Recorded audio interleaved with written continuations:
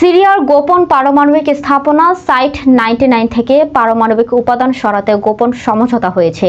সমঝোতায় রয়েছে Syria, Israel ও আন্তর্জাতিক পরমাণু শক্তি সংস্থা IAEA। তবে এখনো স্থাপনা থেকে উপাদান সরানোর কাজ শুরু হয়নি। পুরো বিষয়টি থাকছে প্রতিবেদনে। মার্কিন সংবাদ মাধ্যম এক্সিওস জানিয়েছে, সাইট 99-এ সাবেক প্রেসিডেন্ট বাশার আল আসাদের আল কিবার পারমাণবিক কর্মসূচির কিছু অবশিষ্ট উপাদান রয়েছে।